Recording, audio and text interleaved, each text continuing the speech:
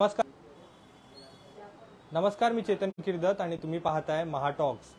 गणपती म्हटले की प्रत्येक जणाची आपापली पूजा असते आणि त्यांच्या त्या पद्धतीने ते पूजा करत असतात। डेकोरेशन जे असतं ते देखील ते त्यांच्या पद्धतीने करत असतात। प्रत्येकाला आपापलं गणपती हा चांगला दिसला पाहिजे आणि त्यामागचं डेकोरेशन याला घेऊन देखील खूप चर्चा ज्या आहेत त्या घरगुती असतात। गणपती त्यांच्या घरात चर्चा ज्या आहेत त्या रंगत असतात। यावर्षी आपण डेकोरेशन काय करायचं, परत डेकोरेशनसाठीचं सामान आणि या सगळ्या गोष्टी ज्या आहेत त्या आधीच चर्चा करून ते सॉर्ट आउट करत असतात। मात्र आपण आता सध्या घाटकोपरमध्ये आलो आहोत, ज्या ठिकाणी हा घरगुती गणपती आहे आणि या ठिकाणी मेट्रो मुंबई मेट्रो लाईन जी आहे वर्सोवा ते घाटकोपर ही मेट्रो या ठिकाणी साकारण्यात आलेली आहे आणि गणपतीची मूर्ती देखील आपण पाहू शकतो। एकदम पर्यावरणपूरक मूर्ती आहे।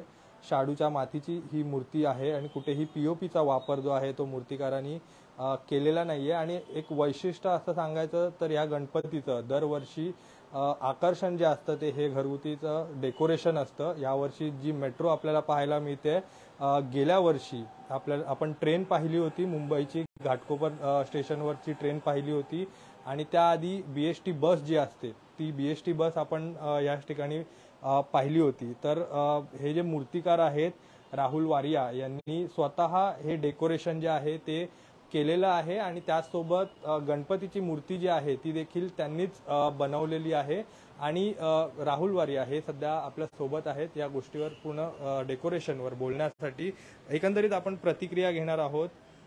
तुम्ही दरवर्षी असं अनोखं डेकोरेशन जे आहे बाप्पाचं ते करत असता, यावर्षी मुंबई मेट्रो लाईन बनवली आहे, कशी म्हणजे ही संकल्पना कशी सुचली की आपण यावर्षी मुंबई मेट्रो बनवायची आणि ती नेमकी का बनवायची?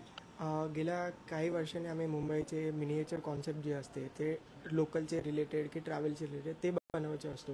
तो यावर्षी आम्ही विचार केला की मुंबईची मेट्रो बनवूया आणि गेल्या वर्षी आम्ही मुंबईची डबल टिकर बस आहे त्याच्या आधी आम्ही लोकल ट्रेन बनवलेली होती। तो हा वर्षी एक मुंबईचे लोकांना कनेक्टिव्हिटीसाठी एक आम्ही मिनिएचर कॉन्सेप्ट रेडी केला होता। आपण मूर्ती देखील बघतोय, तिकडे तुमचं नाव देखील आहे, तुम्हीच मूर्ती बनवलेली आहे, दरवर्षी तुम्ही बनवता आणि पर्यावरणपूरक ही जी मूर्ती आपल्याला पाहायला मिळते। एकंदरीत किती वेळ लागला मूर्ती बनवायला? मूर्ती मी गेल्या 12 वर्षांनी बनवतो शाडू मातीने आणि हा माझा 12वा वर्ष आहे आणि मूर्तीची हाईट 1 फीट आहे आणि शाडूची आहे। ते लोकांना एक संदेश द्यायला एक मेसेज आहे की पर्यावरणपूरक इको फ्रेंडली गणपती तुम्ही घरी बसवा आणि त्यांच्या विसर्जन पण तुम्ही घरीच करा आणि लोकांना एक संदेश आहे की जे पर्यावरण मुक्त हवे ते आपण एक फेस्टिवल माध्यम आपण यूज करूया। एकंदरीत आपण पाहतोय की प्रॉपर एकदम मेट्रोचा जो कोच असतो, डब्बा असतो त्याप्रमाणे तुम्ही बनवलेला आहे। साधारण खर्च कसा आला, किती आला असेल या पूर्ण याला बनवायला? खर्च तो असा काही नाही सांगू शकत, पण जे पण मटेरियल आहे ते न्यूजपेपर इको फ्रेंडली जे पण स्ट्रॉज आहे, पेपर स्ट्रॉ आहे आणि सनबोर्ड आहे तेच सगळे यूज करून मिनिमम खर्चामध्ये आपण बनवलेले आहे। नक्कीच। आपण पाहतोय हे काय आहे? ते केरलामधून आणलेला बाप्पा आहे। केरलामध्ये नारियलमध्ये कार्विंग करता केरला नारियलमध्ये कार्विंग केला होता। हे तुम्ही केलंय? हे मी केलंय, ते रेडीमेड आणले होते। मग आता जसं तुम्ही दरवर्षी एक विशिष्टपूर्ण डेकोरेशन बनवता, म्हणजे त्याचा कोर्स वगैरे केला मिनिएचर आर्टचा की ते तुम्हाला अवगत आहे लहानपणापासून? मी आवडत तो लहानपणाने आहे, पण जे काय आहे ते आम्ही अप्लाइड आर्ट केला होता SCNIP मध्ये कॉलेजमधून। तो हा जे कॉन्सेप्ट आहे, हा जे आयडियाज आहे, क्रिएटिव्हिटी आहे ते कॉलेज माध्यमातून येत आहे की जसं तुम्ही कॉलेजमध्ये जाता तुम्हाला शिकवता, तुम्हाला ॲडव्हर्टायझिंग शिकवता, तुम्हाला क्राफ्ट शिकवता, स्केचिंग शिकवता, तो हा प्रमाणे एक कॉन्सेप्ट क्रिएट केला होता।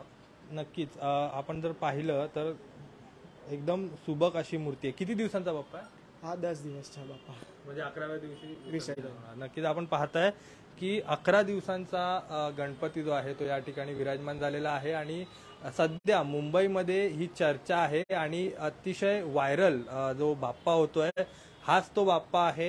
मेट्रो मधला बाप्पा जो आपण पाहतो आहे हा सध्या मुंबईमध्ये चर्चेचा विषय ठरतो आहे आणि आपण जर पाहिलं तर मिनिएचर आर्ट ही एक कला आहे आणि त्याच पद्धतीने जे मोठे मोठे आर्ट्स असतात त्याला एक मिनिमाइज करून म्हणजे छोट्या कॉन्सेप्टमध्ये ही पद्धत आहे आणि मिनिएचर आर्टिस्ट राहुल वारिया यांनी ही आर्ट जी आहे, त्याची कला जी आहे ती या ठिकाणी साकारल्याचं आपल्याला पाहायला मिळतं आहे.